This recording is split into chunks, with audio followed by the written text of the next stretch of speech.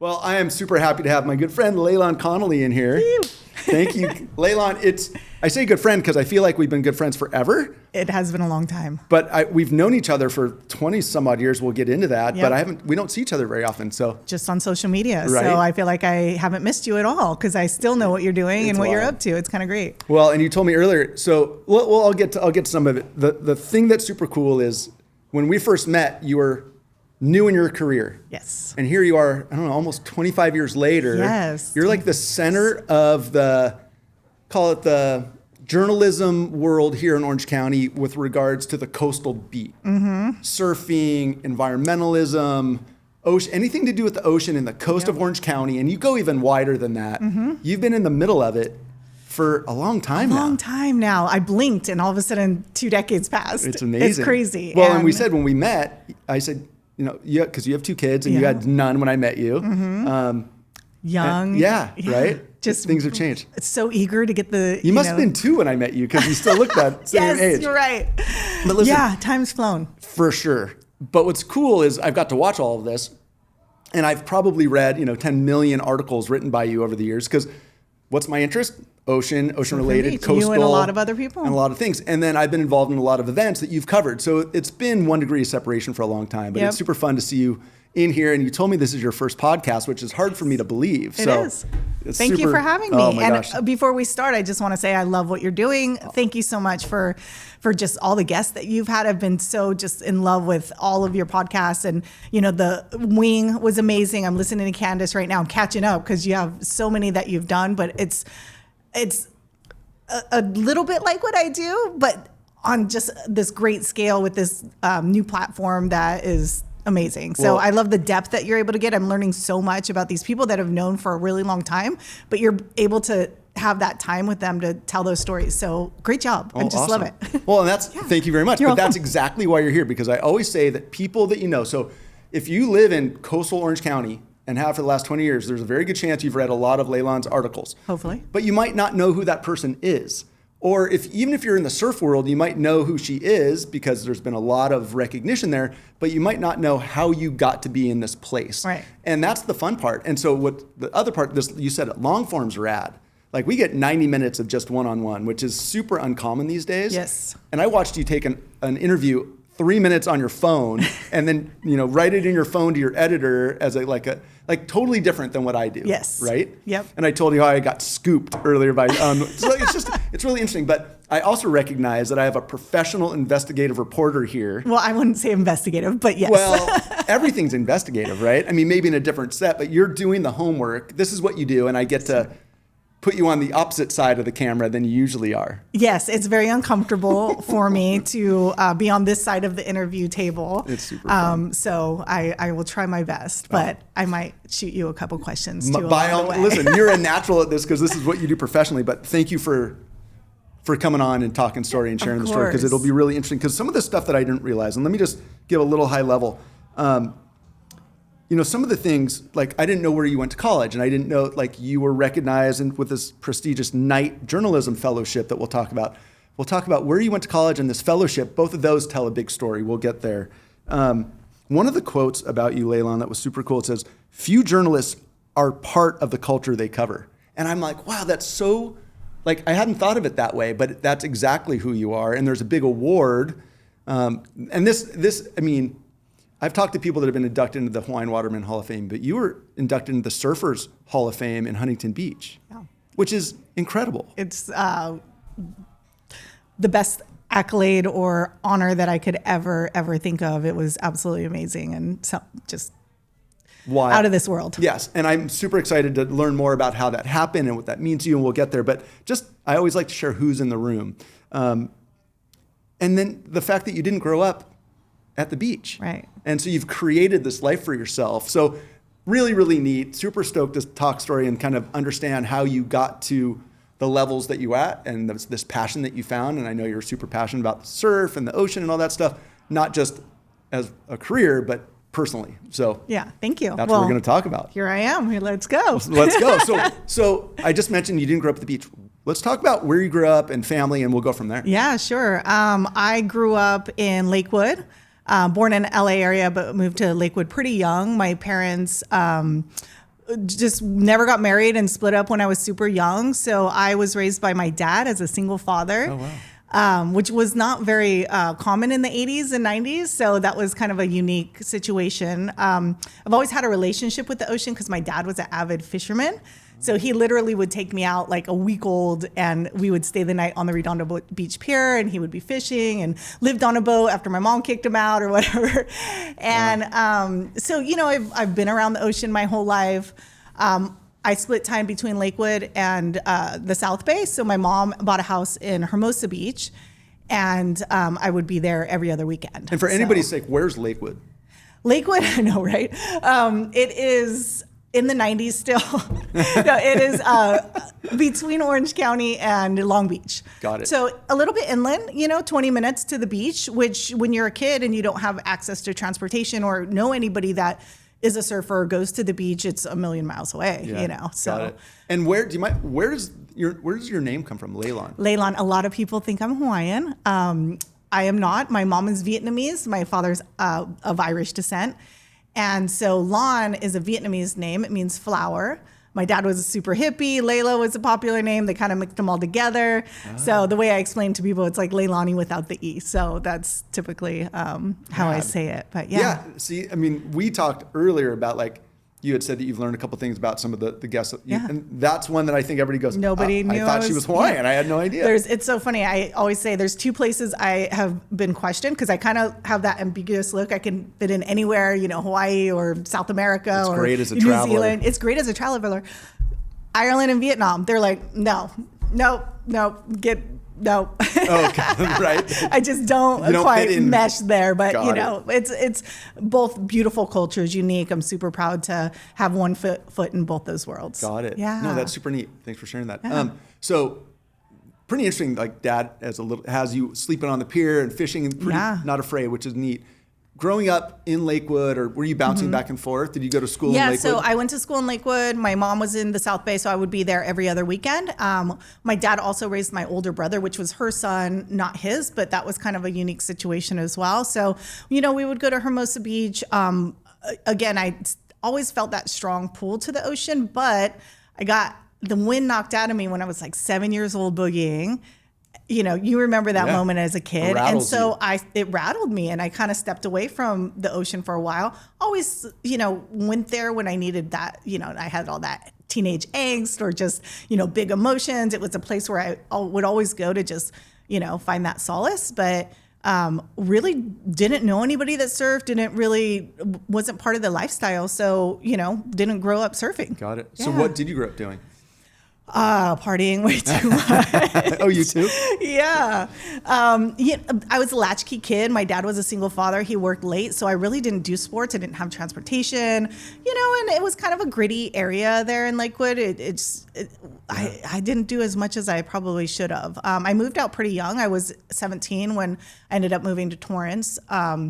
Me and my brother got a condo there, and then I got a little job at Del Mall at Kevin Jewelers and was going to college. So I didn't quite know what I wanted to do. I didn't even take my SATs because I was partying too much. So I just didn't think ahead, So I was at El Camino College, just kind of taking all the ologies, anthropology, geology, right. Gymnastics, whatever I could get my hands into. And I saw this flyer for a study abroad to Ireland.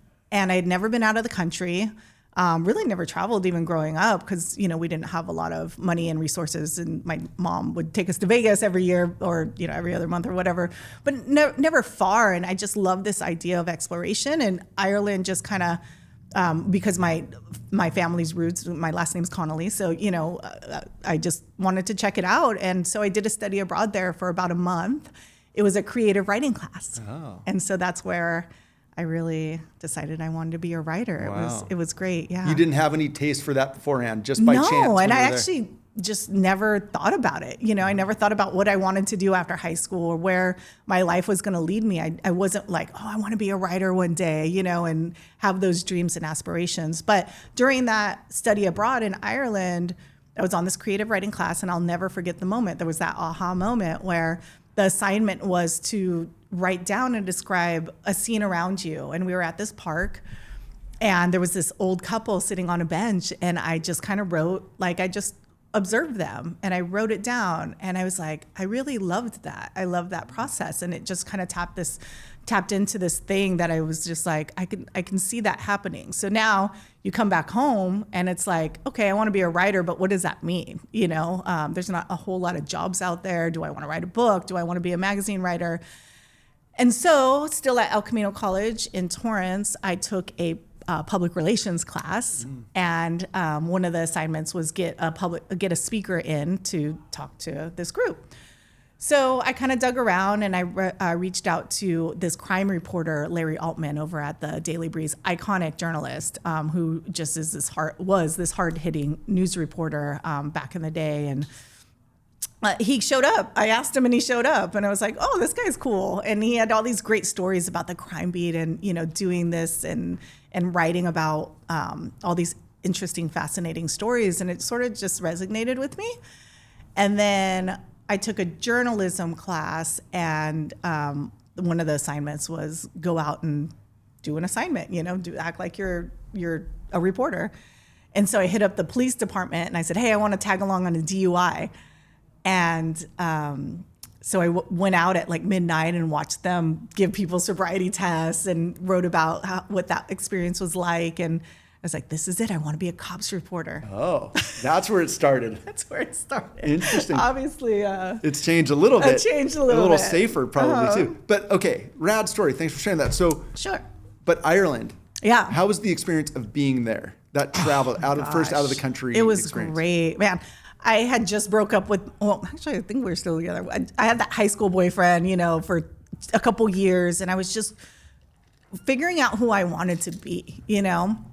I was young and 19, I think, and it was my first overseas experience, and you're with a group and just seeing all these new scenery with the green and the writers that come out of there and studying, and it just really sparked this travel bug for me.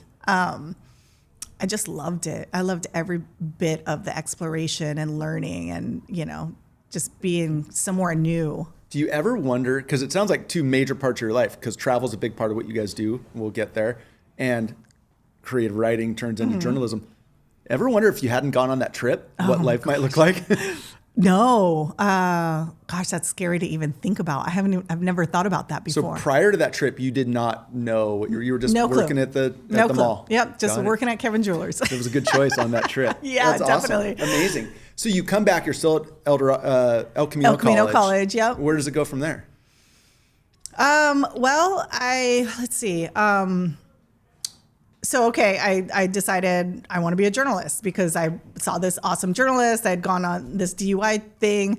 Okay, now that I want to be a journalist, what program can I get into? And so I started trying to apply to different colleges. USC actually had a really good program, a journalism program and a cooperation between El Camino College. So I applied there.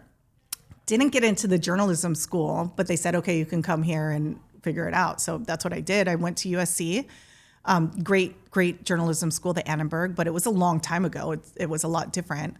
So I started taking classes, eventually got accepted the next semester and just started taking classes. And it was so long ago that their online journalism class was at HTML. Oh, I'm sure, right? Yeah, just different time. It wasn't late like 90s? podcast. Late 90s? Is that what it was? Early 2000s? Late 90s, early 2000s. Yeah. So going to school there, and so. Hold on, let me ask you a question. Go ahead. So you had said that, when I asked what you were doing when you were younger, you're like, I was partying too much, right? When you came back from that trip and you're like, I want to become a reporter, and you start looking and you end up going to USC, like, did your whole path change because of kind of that catalyst aha moment in Ireland? Yeah, I mean, my whole life changed because here I am 25 years later and I still have that journalism job. But I wasn't thinking about that at the moment. I was going to school, I was finishing my studies. Right when I got to USC, my older brother, he had been shot in the neck.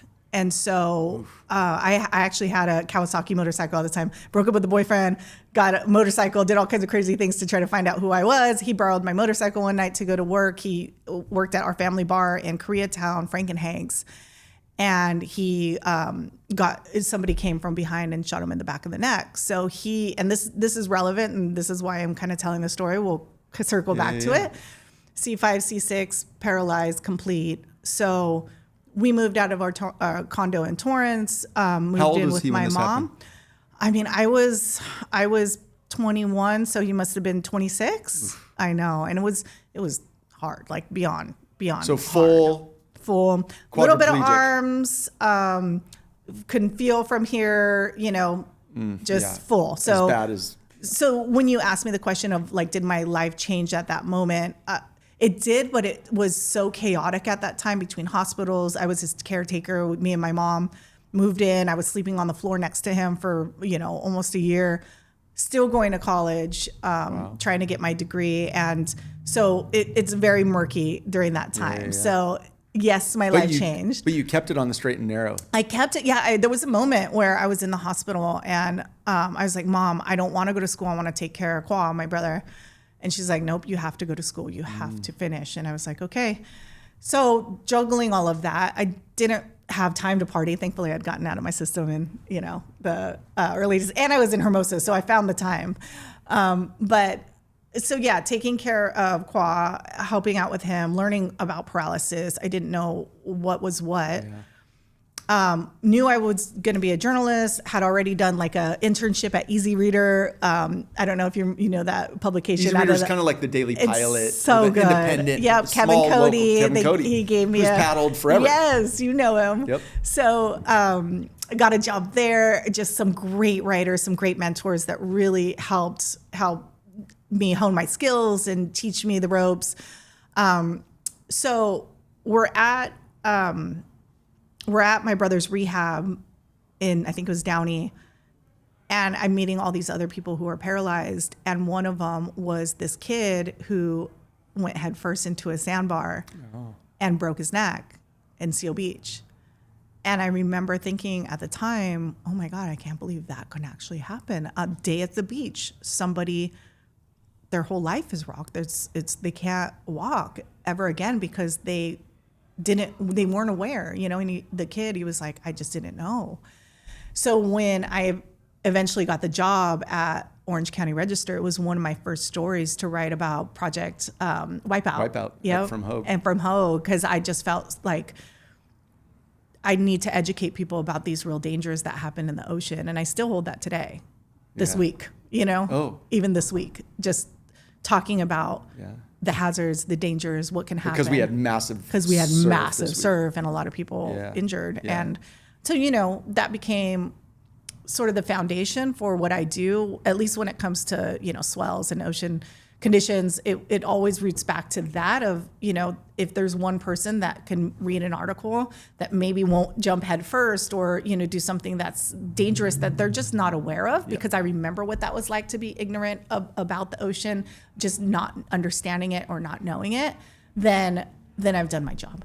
And so that was my first introduction to spinal cord my brother was an introduction to spinal cord injury, but how it relates to the ocean and what I do and how I can be helpful to people to educate them. That's awesome. Yeah. A lot of education in what you do, right? I try. Yeah. I've learned so much just personally, and I kind of see that as my role is just trying to be that conduit that gets information and tells the general public, however many readers we actually still have. Yeah. Well, the spinal cord thing, I think we've probably both, there's two people that have been in here. Clark Broger from Laguna. I think you did the piece on him when he was the pastor that broke his neck surfing in Laguna 20 years ago, and he's 100% back. And then Scotty Muir. And Scotty Muir. That we both know very well. Yeah, amazing story. His comeback story is incredible, and I love that guy. I just love his, I don't love what happened to him, obviously, but what he's been able to do to have a perspective that can help people. And, like we talked about before, if anybody can read that story and just not be as eggy in the water and just maybe put a smile on, because it could save your life. And A smile saved his life. yeah, He says it all the time. and what a just resilient human and just all that. So if you haven't seen that podcast, go the back Scott to Muir it. podcast It's so is pretty good. powerful, really cool. Yeah. So you're at USC, you're At USC. working, you're helping out with your brother. Yeah. Where's it go? So, okay, I'm coming close to finishing college, and I'm like, okay, now I got to get a job. I'm living in Hermosa still with my mom. We moved in with my mom for the first time as adults. She's helping to caretake with my brother. I am, doing that. And I send out my resume across the country, and the only people to get back to me were the only Orange County Register for an internship. And so I'm like, sold. Orange County, I can drive there. Not close, but I would make the commute from Orange County to Fountain Valley to do this $7 an hour internship when I was, Right. just about to finish college.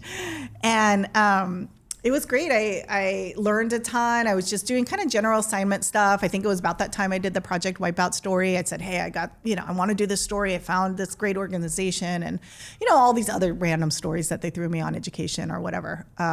So when I finished that, they offered me a job at the Irvine World News, which was another community paper, great paper.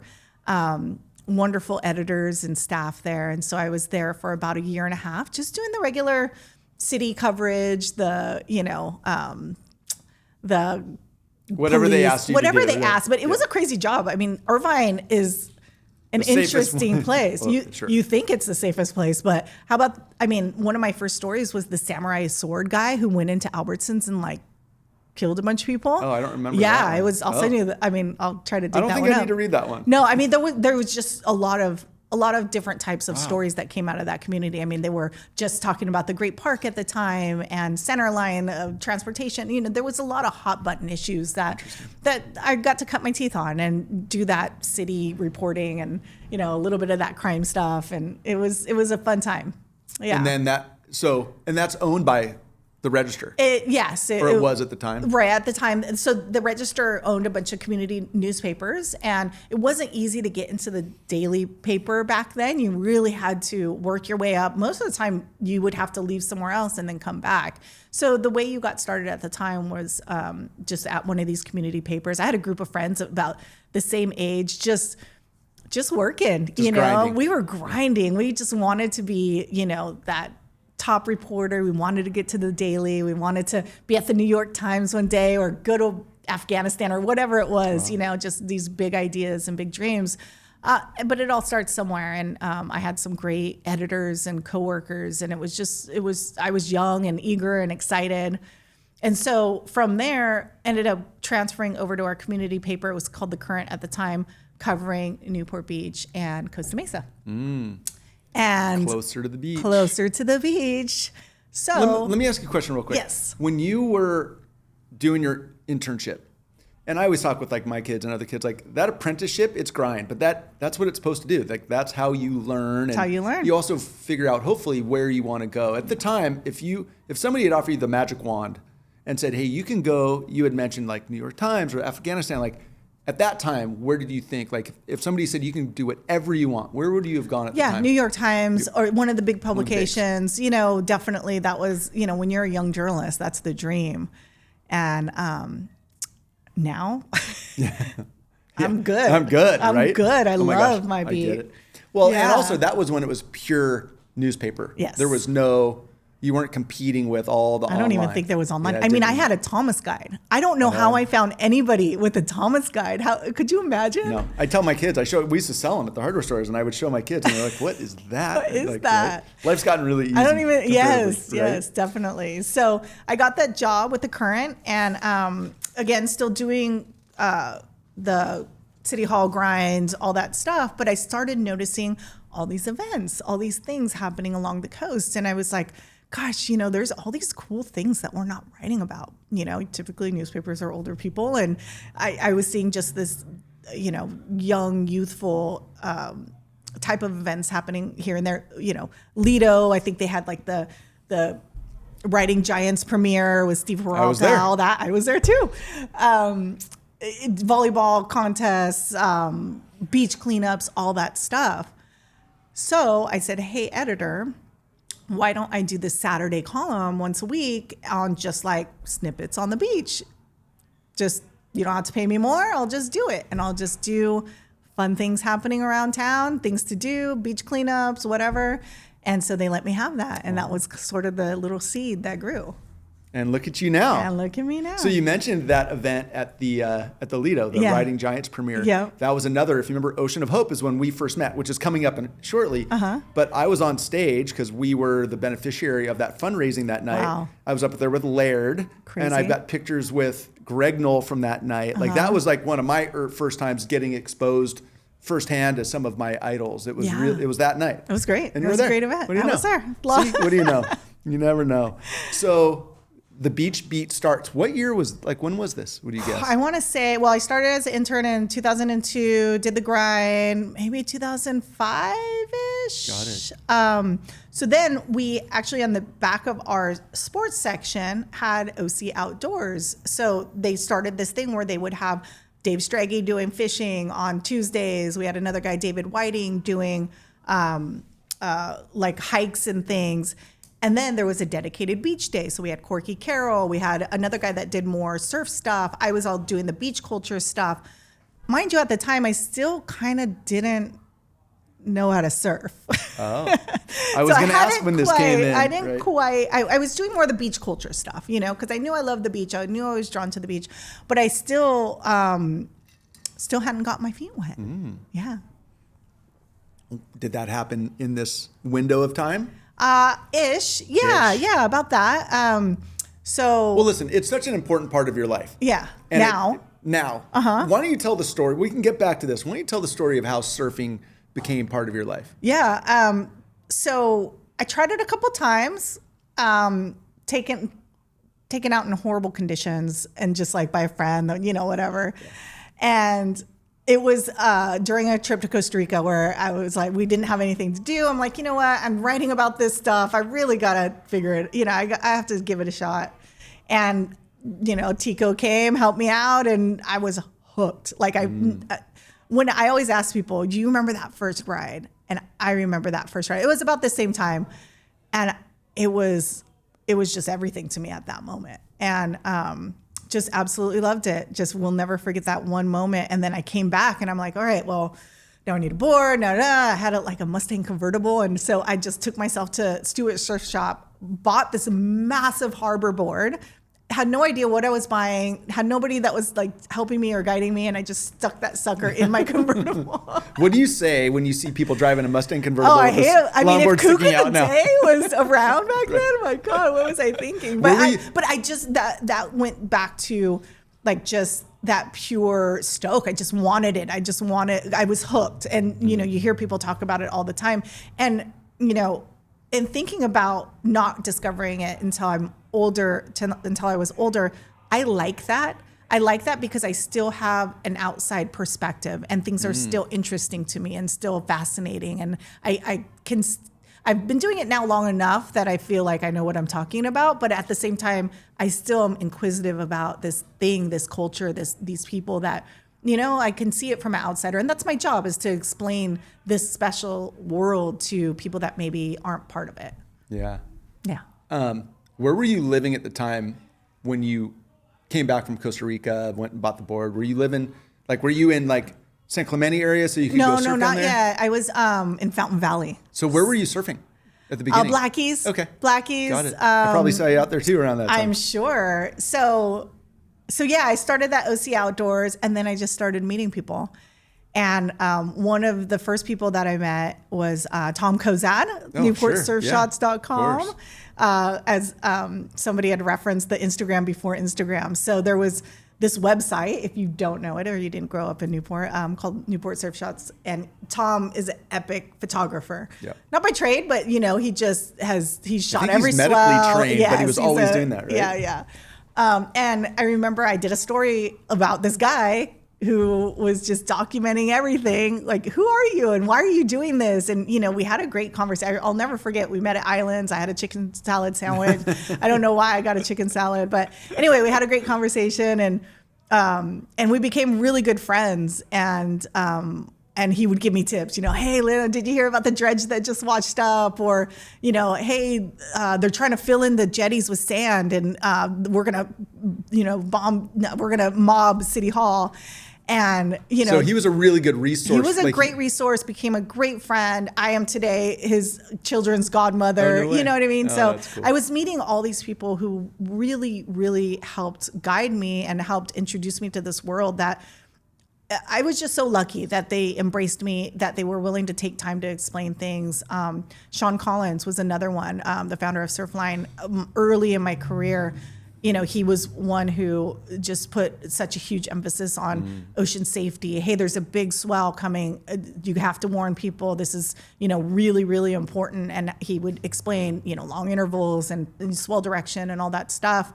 And, he became a mentor of mine, and just so many people that just took the time to explain this world that I didn't quite understand at the time. And yeah, I'm just so grateful that they did that. That's neat. It's great. Well, and I always say that, finding mentors, not only does it talk to the mentor and what they provide, but like the student or the mentee has to be someone that they see something in that they want to spend the time and energy with. Yeah. So they must have seen something in you that was like, I want to help get this person where she wants to go, because greater good type stuff. That's super cool. Yeah, it was good. And there's so many people like that. So many people that I've met everybody that I've met that is willing to take time with me to tell their story or explain something to me. I'm so grateful for that, because it's everything for me. That's rad. Well, we'll talk more about, if you're spending time focused on beaches, surfing, and everything related, the number of different kind of personalities that you've interacted with, from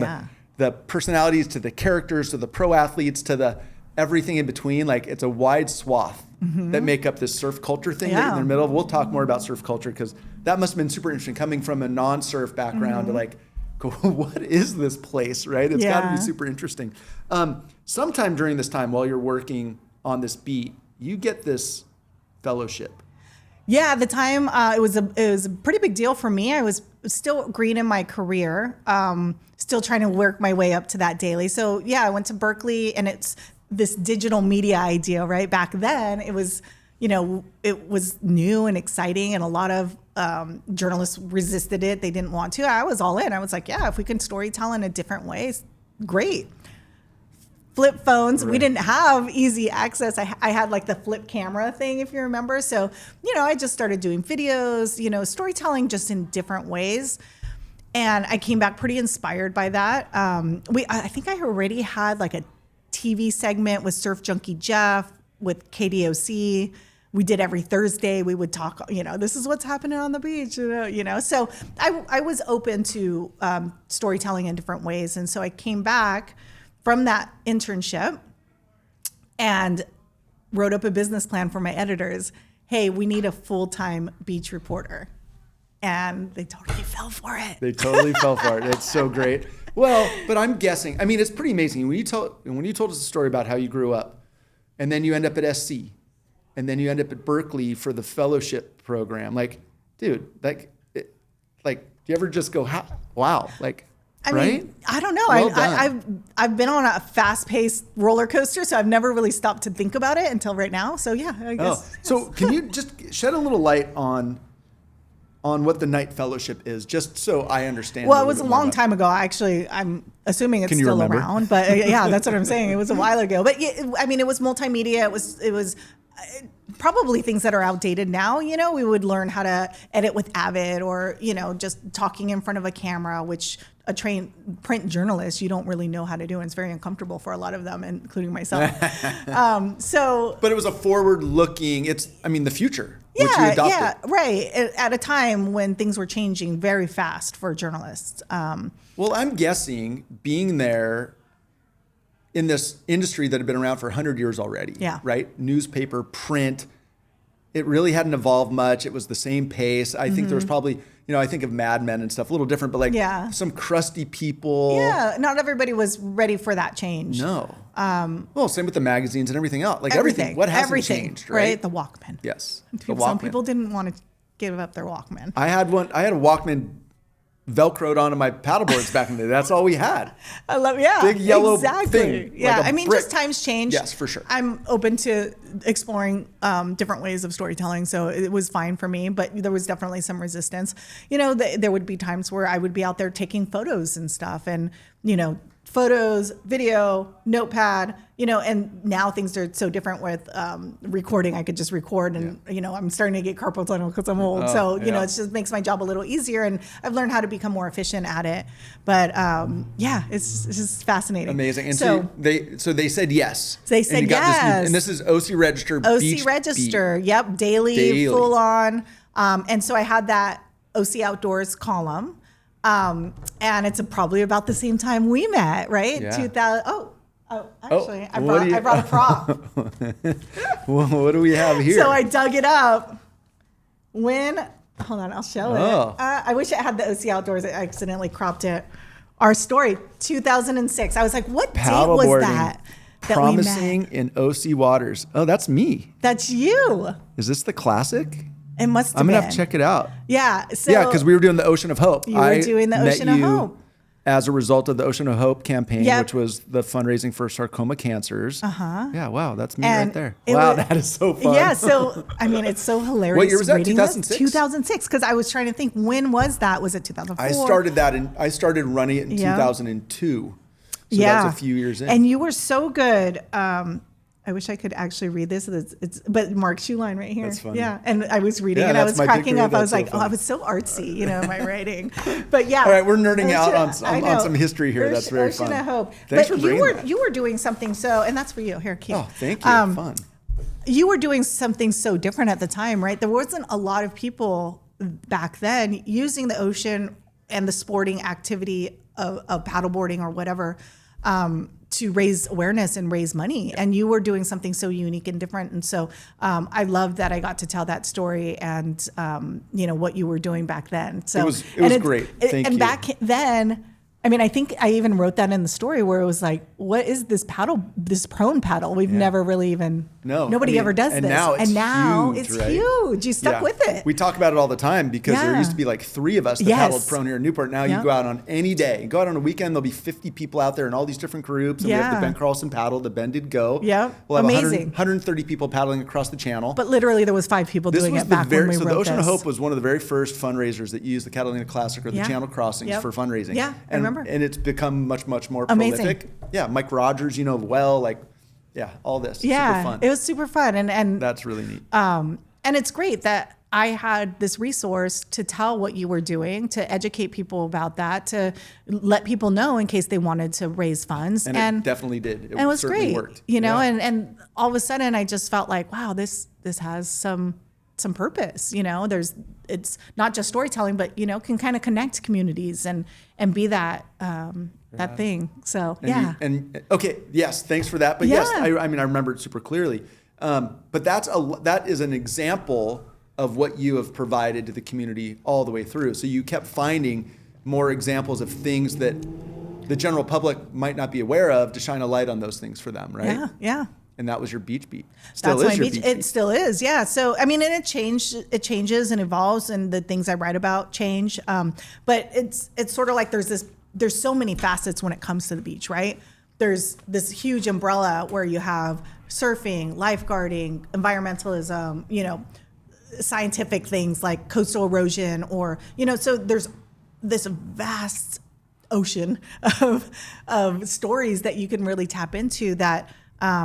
There's so much to tell. There's so much and not enough time, really. And even in 25 years, I haven't even touched the tip of the iceberg of it. Do you have a favorite topic within all of those you just noted? You No, like them all? They're all, no. It's like asking your favorite podcaster or favorite story. It's hard. It's like, I feel like I have been able to tap into all those different subcultures within the beach community. And there's so much passion within all of them. You know, it's great. It's great. It's I don't think I have a favorite. And you still have the same level of passion for it. I love it so much. That's why. I love it. What is it? I love the people that I'm able to write about and feature. I mean, I love that I can go to the beach and call it work. I go That's a surf plus, or research. A lot of board meetings in your life? Yeah, Lots but of then board no, I meetings. mean, people are passionate in this community. People are they're doing big things, they're doing interesting things, and it changes and it evolves. And I love that I sort of get to document those moments in history and moments of time so that we can look back in 20 years and be like, remember Ocean of Hope? Remember, when you did that paddle, or remember when so-and-so did this, or even the changing surf industry, documenting that. I think having that longevity, I can kind of think back and connect those dots where if, somebody new was doing it, they might not have that context. So, now we're having this marine heat wave again and El Nino. Hey, isn't that a lot like 2015 where, we had all those red crabs, maybe we're going to have them again. And, just having that context that time gives you and 2 decades of doing it gives you. And so I'm very lucky to have been doing it this long. Yeah. And for us too, because you're the one that connects the dots, because you're the one that's going to go, okay, hey, in 2009, we had all the red crabs. It's very similar to what we're going to see most likely in 2027 if things happen the way they're saying. You're moving at such a pace because of all the stuff, and you're like, I can't even scratch the surface. Do you only get to take a whole bunch of little bites, or do you ever get to take like a big bite and go, I want to really do can you do deep dives, or is it really superficial stuff? Not wrong word, but like small pieces of a lot of things, or you get to do like these, I'm trying to think what a journalist would call it, like a real in-depth 60-minute type thing. My first editor ever, Paul Dannison, is going to love that I use this analogy because I used to give him such a hard time for his comparisons. But he always would say, it's like baseball. You have a couple of first basers, you have some second basers, and sometimes you have some home runs. So, a lot of them are quick hits just to get the information out there. Hey, Newport might be flooding this weekend with high tides and the swell just because it happened in 2023 and happened in 2020. And so it might happen again because we have these things. So it's a lot of getting quick information out there for people. But yes, once in a while I get to deep dive into a story, and I love to do that. I don't do it as much as I'd like to or wish I could because the pace is so fast these days. That, getting to spend 2 or 3 days on a story is like a miracle. Right. But when I do, and I get to tell a story like Scott Muir and what happened to him, or, I can't even think off the top of my head, but yeah, when I do get to tell those stories, it's so wonderful to be able to have something that you're proud of. Is that maybe the biggest difference in what's happened from a journalist perspective in the shift from pure newspaper to social media and the media world where everything is just instantaneous and you have 12 seconds to get somebody, whereas the old days you had to now move fast when you're doing the daily, but it would be like everybody was sitting at the breakfast table reading the paper. Yep. Right? And you have the day to get it out, and now it's milliseconds. Right. I mean, thankfully I am a very fast-paced person, so it really suits my personality where I'm just able to do it. But it's nice to slow down once in a while and really spend time with somebody, which I don't get to do as much as I would love to. See, podcasts, I get to spend 90 minutes of just pure Q&A, which is super fun. I love it. And when you look back, like you've now been at the Register for over 20 years. 2002, so what is it? You're coming up on 25, sister. Like, oh my God. No, I think incredible. Crazy. Right? Yep. Does it surprise you? Yeah. I can't believe they still pay me to do this. It's because you're good at it. Well, I mean, I think I've seen so many of my friends go to PR, make a lot more money, switch careers, move on. I'm literally like the last of our group left. I always joke that I'll do this until they don't let me do it anymore because I love it. It gives me, right now, my kids, I have 2 wonderful children and, my husband at home, and we have the flexibility to take them to hockey practice and, all the different sporting activities that they need to go to. So it's a career that allows that flexibility, and that to me is priceless. And I enjoy it, and I get to storytell, and I get to talk to people. And you get to surf. And I get to surf. Right. So I'm good. It's worked out well. It's worked out well. Yeah. I think for all parties. So let's talk about, like, you've just showcased surf culture, and we had said offline earlier, like, how come everybody's out surfing in the middle of the day? How do they get to do that? Yeah. And you get to do that and call it work. Maybe what do you know now about surf culture that you didn't know when you started that you're like how would you define surf culture for somebody that doesn't surf? Or doesn't live at the beach? That's a big question. Or what's interesting about it or different than any other thing that you've run into? I mean, I think the thing that maybe somebody who doesn't surf that I think maybe might be surprising or interesting is the whole localism thing, right? Because like you don't know that these people that are going out to the ocean to have a good time are like also super eggy all the time, right? So that might be an interesting thing where you go like, oh, maybe I'm not welcome here. If you try it and you have a soft top and it's your first time and you're dropping it on people, maybe that's going to be surprising to people that don't surf or don't understand the culture or the etiquette that comes with it. And I also I've had stories where I try to explain those things because they are important, because if you drop in, it's like driving without, stopping at a stop sign, right? People can get hurt. So there's reasons behind it. But I do think there's, it can be taken a little too far sometimes. For sure. And I think walking into that as a newcomer they might think it's interesting.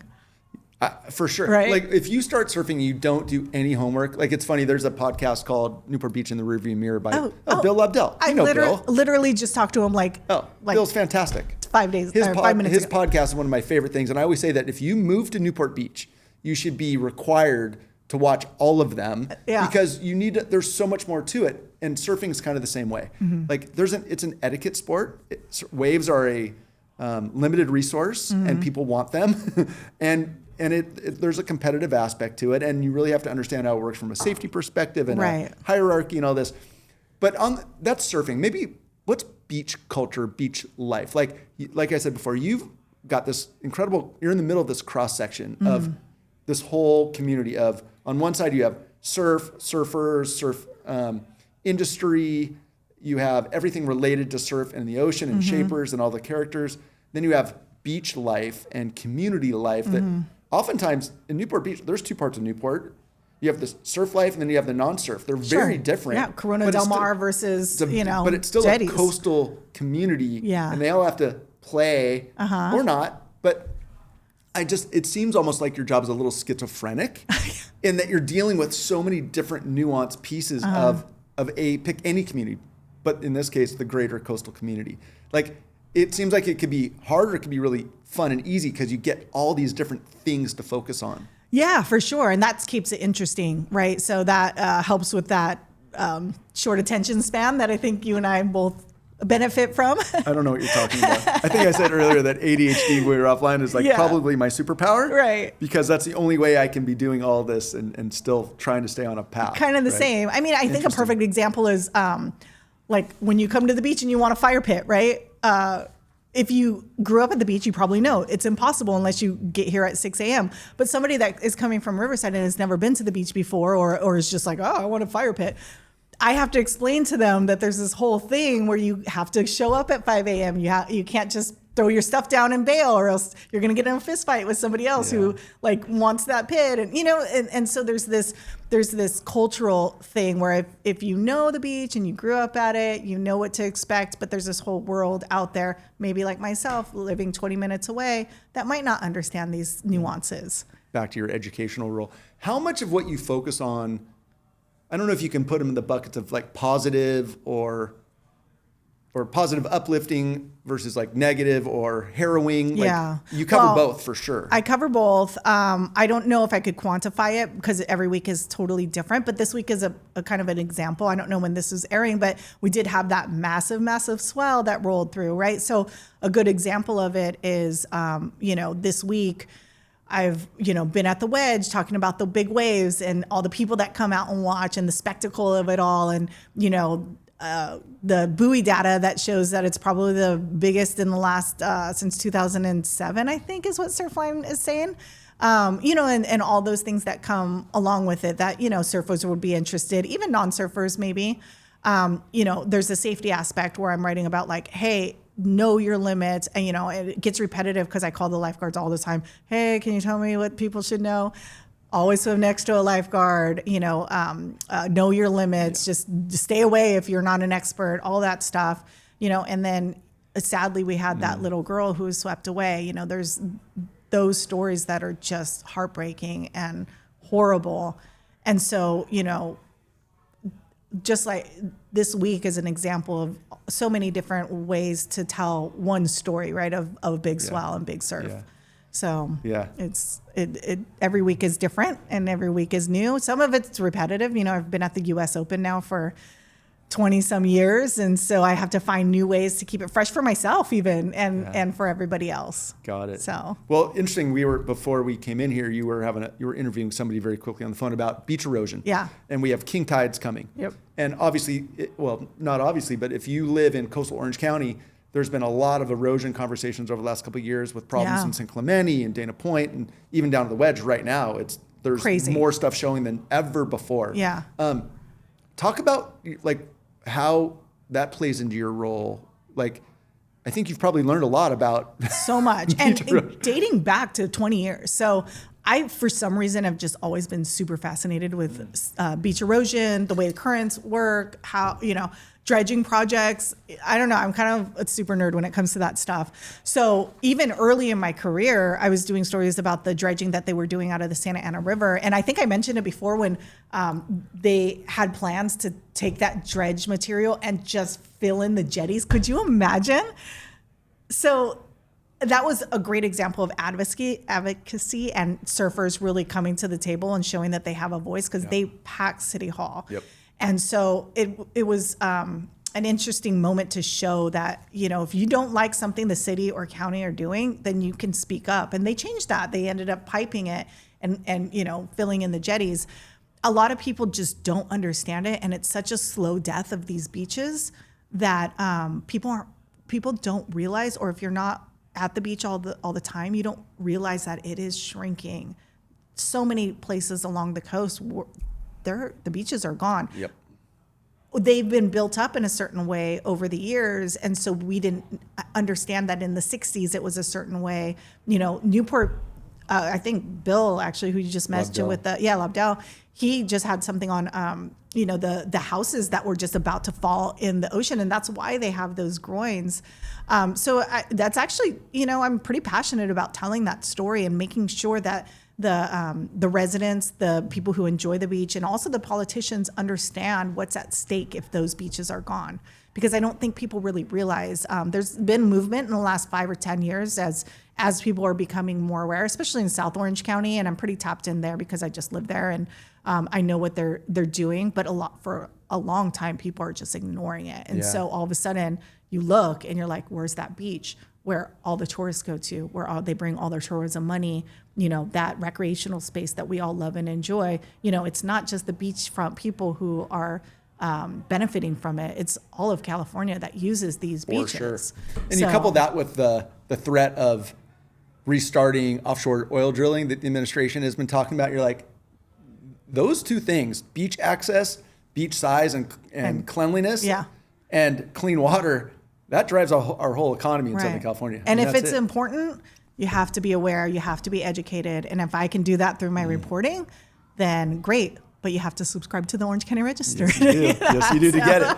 It's interesting. And I'm aware of it, but not to the degree that you are. But I had Chris Morrow in here recently. Yeah. Oh, yeah. And he's very involved in that. And he wrote an article once. It was one of my favorite that I've ever read. It was so fascinating on coastal erosion and what's happening there. He's very, very keyed into that. Yeah. And he shared something that, in simple terms, I hadn't thought of. But he said, listen, every beach in Southern California has been affected by man. And there's a lifetime or a lifespan to what was done. Mm-hmm. It doesn't last forever. So all of that sand that was put there 100 years ago has been getting eaten away over time. We're going to have to put it back. Yep. Or it was never going to last forever. It's a Band-Aid. Yeah. And we don't realize that because decades have passed and people have forgotten that, the reason why San Onofre had all that sand was from the nuclear plant. Yep. The reason why, Surfside had sand is because they did dredging in the 60s. And Wedge had it from the harbor mouth. And we were talking about this morning, there's scary stuff happening at the Wedge as we speak from the erosion,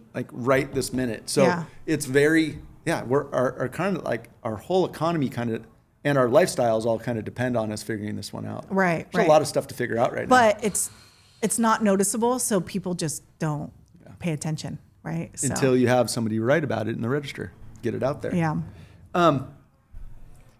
What Like if you had to, if the registrar came back and you said, hey, Laylan, we love you and we're going to keep you, but you need to focus on one thing. Could you do it? Oh my gosh, what?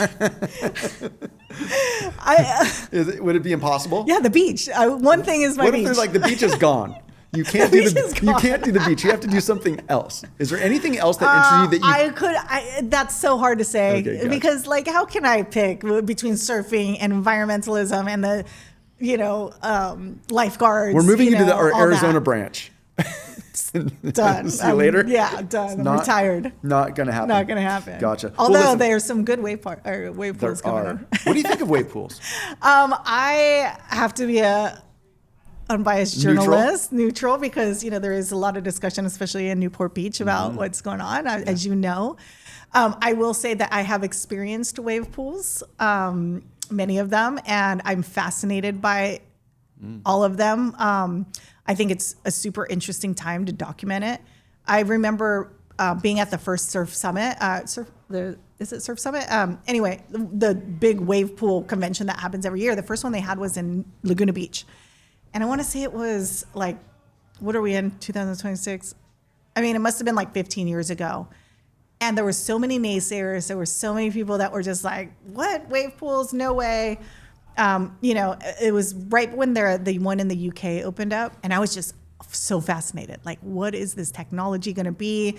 But nobody was on board. Yeah. Nobody in surf. We were all anti at the beginning. Everybody was Lots anti. of us have changed our tune. So what was interesting was when Kelly came out, Kelly Slater, with the little teasers. Yeah. You had somebody with credibility, with the ultimate respect in the industry. You had Jerry Lopez show up, and there was little teasers about him riding the wave.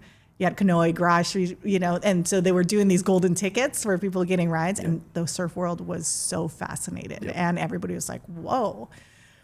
And fast forward, it's been 10 years since that, and everybody's on board, because have you been? I have not. You haven't been to a wave pool? Mm-mm. Okay, so, well, you could book Waco. Waco's super fun. Yep.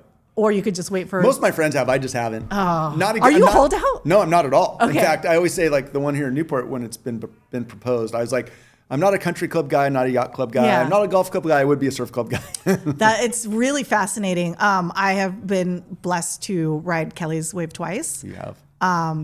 I've been to Waco, and they're so fun. Well, I think that anybody, even the naysayers, if they said, hey, here's a golden ticket, you can go to Kelly's, you can go get... I mean, who wouldn't go for a day, take that? 10 waves Yeah. at Kelly. Nobody's going to say no. Right. Nobody, right? Nobody. You're going to go to Abu Dhabi and do it, or you want to do it in Lemoore? Yeah. There's wave garden technologies all over the world now. It's a super interesting process. I mean, it's just, I love it. It's fascinating how it's going to impact the surf industry, how it's going to bring a surf culture to inland communities where people don't have access to beaches. Are you willing to pay for surf? Yeah. All those Right. questions Yeah. that the technology is so much better than it was 15 years ago or 10 years ago. And that makes a big difference too, the type of technology. The one in Palm Desert is going to be pretty fun. Yeah. The desert From a surf. pure performance standpoint, Yeah. like, right, if you're a skateboarder, you can go to that half pipe 10 million times. If you're a mountain biker, like anything, but surfing, it's different every single time. So to be able to go do a controlled environment and hit that same lip, whatever you want every single time, or that same barrel, like we really will have a Rick Kane coming out of Arizona and being a world champ. I mean, we've right? got to have a It's not far sequel off. coming up. I'm sure. I mean, that's why all these young girls and boys, all young incredible. surfers, because they're all in the reps. willing to adapt, and they're like, yeah, let's do these reps. And when I was in Waco, I took my husband for his birthday. I think it was like 2001, 2002. And I did a story out of it because, of course, I can't go somewhere. 21 or 22. Something. Yeah. What did I say? 2001. Oh my gosh! I They did know not it's all agree. blurred It out. was all No, a dream back then. 2021. Yes, recently, a couple years ago. I was, of course, I could never help myself, even if I'm on vacation. I'm like, this is a story. We have to do a story about this. So it was really during COVID that I think a lot of people, they couldn't fly. They couldn't go anywhere. They couldn't fly internationally. So everybody just started going to Waco. I mean, even our beaches were closed. So everybody was going to Waco. And so that's when word started spreading that there was this really, really fun wave that is guaranteed surf. So it's not like you're spending thousands to go to Indo and getting skunked. You're getting waves. So when me and my husband went, I was interviewing people. They were all from Southern California.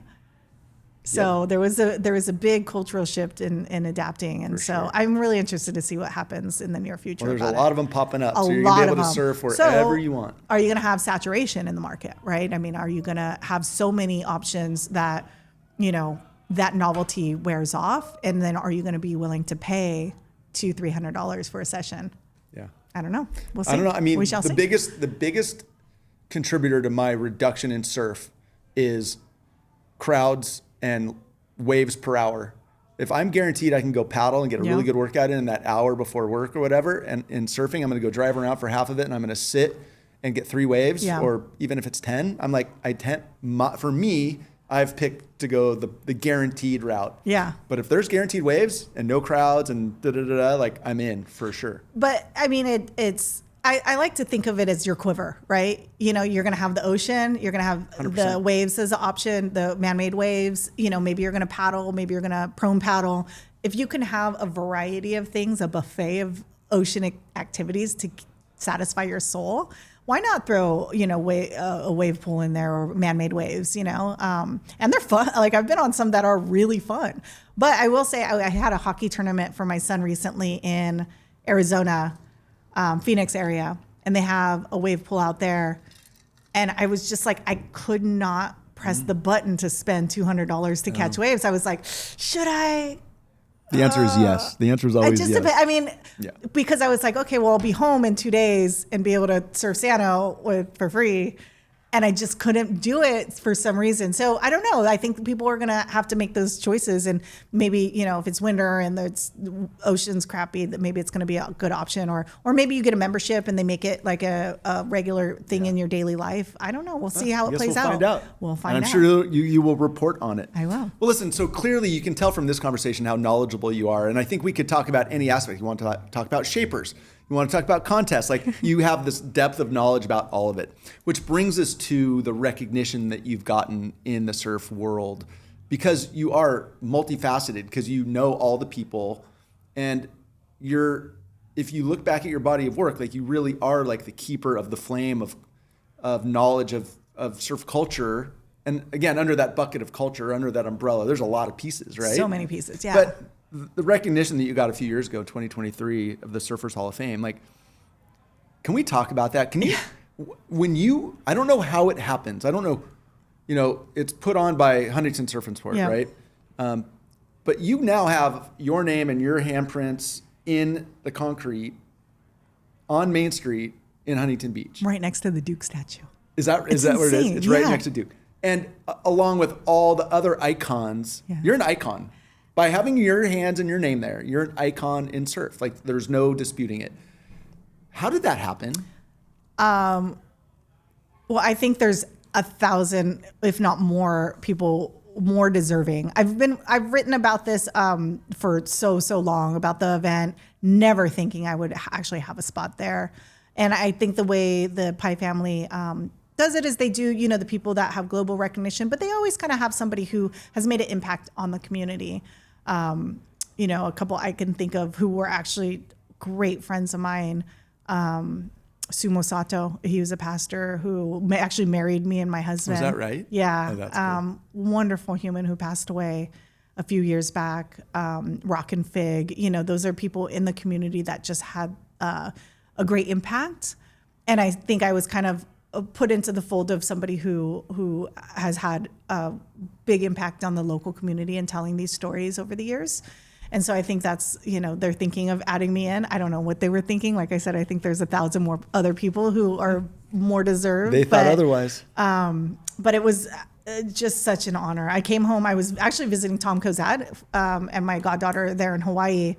And I came home and there was an envelope from them. And I just thought, oh, maybe they sent me like a calendar or something. The Pi family, they're so sweet, such nice people. And it was the letter and I just cried my face off, just completely bawled, because what an honor. I mean, what an honor. I told you I've never had a trophy before in my life. And here I had this like beautiful Dave Reynolds golden, beautiful statue of a trophy in my hands and the whole ceremony. I mean, the whole thing was just like a dream. I mean, to have that honor and have that recognition is just, I don't know if there's anything that can really top that. Like, I don't think mic so. drop. and just to kind of showcase, there's 3 people a year inducted. Who are the other 2 that year with you? Oh, Fernando Aguirre, he helped push, has led the ISA forever. Founder of Reef Sandals and Shoes. Yep, and also helped really ISA push to get the Olympics. And I had done articles with him. I went down to his place in La Jolla. We surfed together. I got to get to know him, and I loved the story that I got to tell of him and his push through the decades to really put surfing on a global stage at the Olympics. So to be next to him was amazing. And then Italo. Who's that? Oh, I don't know. He won the first ever gold medal and, Olympics. World champion, and just a really nice guy. I don't know him super well, but actually I got to go to Kelly's Wave and was in the water with him. He doesn't know who I am, by the way. Like, I've interviewed him a couple times, but I just got to see front row in the water, Italo throwing airs like right in front of me. It was like the most out of this world thing. So he was there as well. Just a couple amazing. people like that. Just amazing. Yeah. Huge congratulations. Thank what an you. incredible recognition. And I can't wait I to was go so see you next to nervous. Duke. I was just like, what is happening? Just unbelievable. Yeah. I mean, Corky Carroll is there. He said some nice words. Some other people that I've, covered throughout the community. I look up and there's all these people that I know from all these years of doing this and I've written about. And it was like top moment. My husband, my kids there, Yeah. It's nice to be recognized. Do you want to know what I wrote? I do. What did you write? Okay. I wrote right on, but with WRIT. Oh, that's Clever. very fitting. Yeah. Right on. Right on. Good for you. That's so cool. It's very cool. What did the kids think? My kids are young and they had no idea what it means. Do you guys ever take check this out, moms? I've taken them there. No, I don't take them to see mine, but I always have them put their hands into Sumo's huge hand prints that he has there, and say hi to some people who we miss. Rock and Fig and Sean Collins and the people who are there that made a mark into my life. So we always kind of stop there to give our respects. Awesome. Yeah. Huge congrats. That's Thank so you. cool. So cool. Listen, with all of the work that you've done and the recognition that you've received, is there anything that's eluded you in your career? Like anything that's still on your magic wand bucket list that you're like, if I could interview this person, or if I could go do, like, is there anything left on your beat that you haven't had a chance to do? That's a hard question. I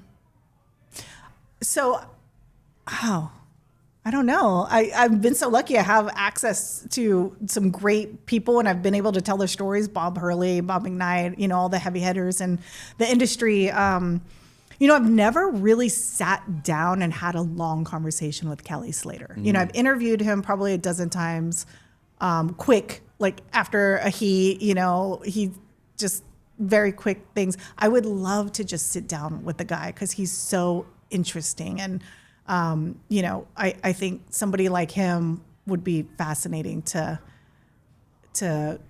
sit down and have a conversation. Maybe you could have him on the podcast. Well, I think you have a much better chance of getting him than I do. I mean, but there's 1,000 people like that, right? Not just Kelly because he's Kelly, but like, anybody. Carissa Moore and her comeback with her baby. And, there's so many people. I mean, could you ever see yourself doing more of a long form or an additional long form to be able to do some of that? I've thought probably not. I like the quick, fast pace. Maybe after this chapter of my life is over, maybe I can do some books and whatnot. I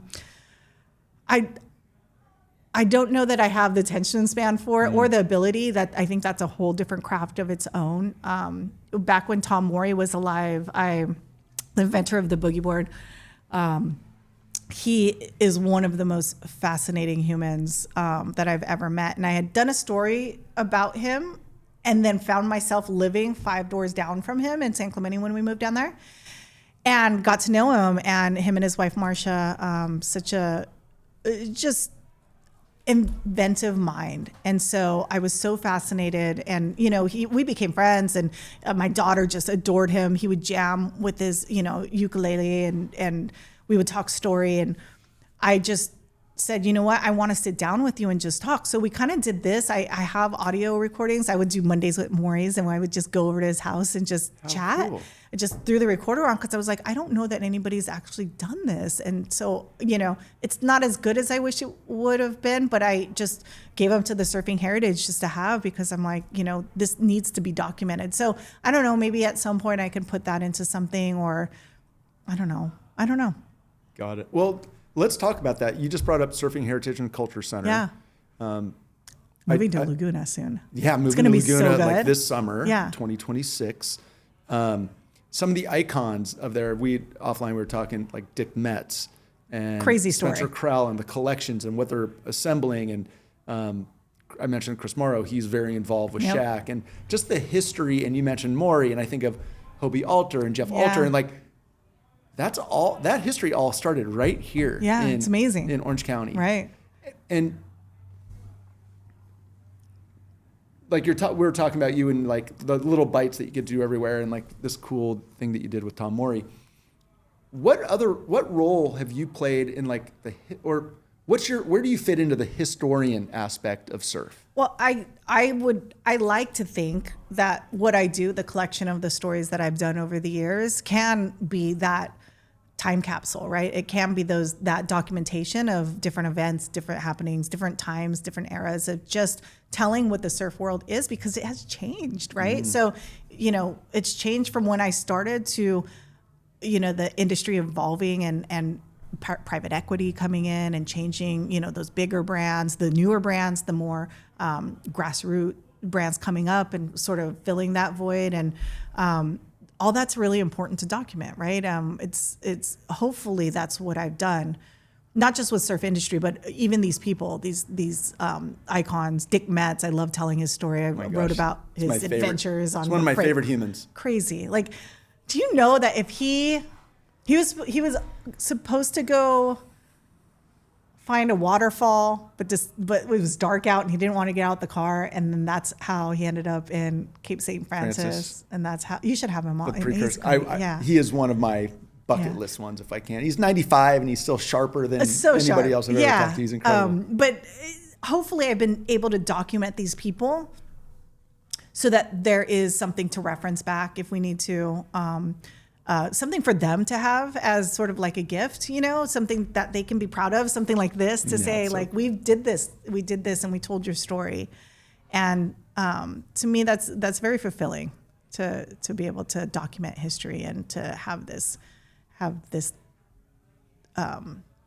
ability to have that. It's awesome. And listen, and that's not dissimilar from this. Like I always say, and I had told you that I started this podcast because I wanted to capture my parents' story from their voice, their face, while they were able to tell it. Yeah. And so when my kids are older, my grandkids will be able to go, oh, that was grandma, grandpa, great grandma, grandpa. Like, this is a snapshot in time of you, Laylan, and your kids will be able to watch this. And then I'm sure there's going to be 87 more podcast interviews with you, because for exactly the reasons you just discussed, it's like, it's a time capsule. Yeah. But to showcase where a person came from and what turned them on during that time, and and how you end up with your hands in the concrete in Huntington Beach. Yeah, well, I love it. I love what you're doing. I think it's so special, and hopefully people feel the same way about an article that comes out. The hard part is once the paper's gone, it's gone, and so unless you keep it and it's all yellow in the basement, it kind of dissipates. But this will live on, and I guess online articles do as well. But yeah, I mean, hopefully people realize that there's value to it, and continue subscribing so I could continue having a job. For sure. Don't stop. Well, and it's also interesting now with AI, which is a whole nother element. I had asked you, like, do you use it? You're like, oh, I don't go anywhere near it. Don't even touch it. But if I research Orange County surf culture, surf anything, it's going to pull from your articles, and it's going to come up with information from all these different places. Yeah. But so what you have out there in the world ends up becoming a resource. People get it a very different way, but you'll get little snippets of it here and there. Or if I want to do a research project on coastal erosion, there's a good chance I'm going to get one of your articles if I Google it, right? Yeah. Yep. Super interesting. we had touched on, you mentioned your kids.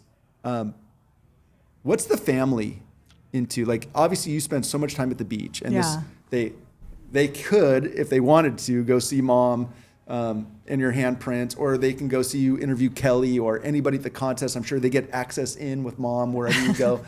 Like, are they into the beach life the same way that you are? It's so funny. So my husband, yes, he's been surfing his whole life, grew up in Irvine, like literally would put on his wetsuit on the bus, and he's just like he's surfed his whole life and super into it. And that became a big part of our relationship. And like one of our first dates was going to Sano, and all growing like right when we had our son, we would go every weekend, take him to the beach, and Sano is a big part of our life now, especially being closer to there. We drop the kids off and we go have our little surf dates and stuff. And so it's a big part of me and my husband's life. My kids, I think when you grow up next to the beach, you either take to it or you don't. And I think we had so many of those early mornings, freezing cold in winter, and just letting them get beat up by the waves, that maybe they kind of are a little more hesitant. They do the JGs program down there, of course, that's starting up pretty soon. But my son is a super amazing ice hockey player. Really? Yeah. So he got into it during COVID. My husband had showed him, John had shown him the old school Mighty Ducks, and he was kind of interested. And my husband actually played casually growing up as well. So it was COVID, and we started like taking him out to do roller hockey, and we were like, all right, he's kind of good. And so we did a free learn to play program, which is proven to be very costly because ice hockey is not cheap. And now he's just pretty good. Wow. So you're spending a lot of time at the rink. A lot of time at the ice rink, all over the country. Like we travel. How old are the kids? So Kai's 13 and Lily's 10. And so, yeah, he's doing the ice hockey thing. I mean, we're talking 7 a.m., freezing cold, winter, Bakersfield, Nashville, Colorado Springs. So that's really been fun to watch. And then my daughter, she was kind of my artsy girl until she started showing her athleticism. She started playing soccer, but now she's like a super amazing quarterback. Really? So girls flag football, if you're not in, if you don't know, you do now. It is blown up. Full college scholarships. College scholarships, like top four, Big time. yeah. So it's exciting. It's an exciting time to kind of get her going into that. She's got this amazing arm that we were just like, okay. So she's doing a little club program down in Carlsbad called the Carl's Baddies. Of course. And so we're just kind of delving into that. It's all new. It's exciting. And our hope is that, she can kind of stick with it and maybe get who knows what. But kids sports it's so fun, though. Oh, good. I love it. Because it definitely cuts into surf time. Yes. Well, unless you're a writer and you can go out in the middle of the week. Not as much as I probably should. But that's so fun. we find the ways. It's our favorite thing. Like I was a little worried with soccer because we were so into the ice hockey and the adrenaline, and it's so exciting to watch. It's so fast paced, but I love it just as much. And I think it's just because you're watching your kids do something that they love and growing and they're passionate about. And you have, if anybody who has kids and is watching these pivotal years of their life, it's just so fun. I would take sitting in the ice rink in the freezing cold at 7 a.m. in Bakersfield than having a surf session myself any day of the week. Good mom right there. Good mom. Let me ask you this. What kind of sport parents are you and John? Are you the quiet ones? Or are you the chaotic, loud we're ones? Screaming. Are you? Well, it's funny because John, he literally can't yell. His voice doesn't let him, but somehow at the ice rink, he is screaming, hitting the boards. And it's a great stress release if anybody just wants to go to a youth hockey game and let it out a little bit. But yeah, he's kind of a yeller on the... I remember coming out of basketball games when my son was playing high school, and I'd be sweating.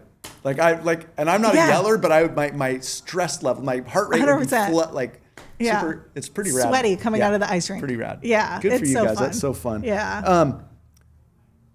But from a surf perspective, if you had a magic wand, where do you get to go surf tomorrow? Anywhere in the world? Sano. Sano. 100%. Always. Always Old Sano. Man's or the Point? I don't love the Point because it gets really crowded. I will veer away from the crowds and catch less waves.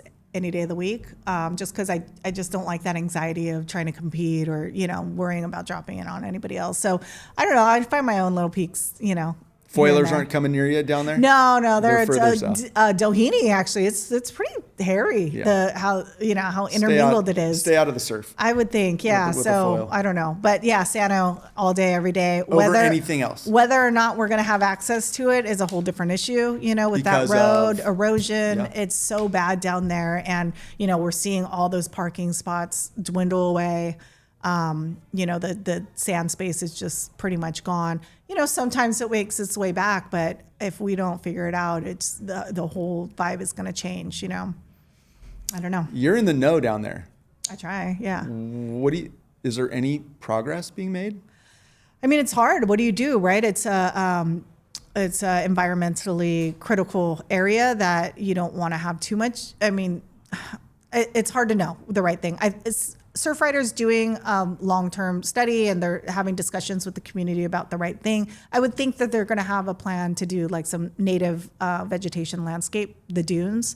I think a lot of coastal communities have found that is a good solution over the hardscaping and the rocks. That seems like an easy Band-Aid fix, but actually typically worsens the problem. Oh. It's a whole Got it. thing. Well, but we'll cross our fingers on that one. Yeah, but we'll see. I mean, these things just take a long time. It takes government backing. It takes funding. It takes community backing. It takes a lot of puzzle pieces to come together to make any change happen. And, it's not at the forefront of some of our government's agendas. So I don't know. We'll see.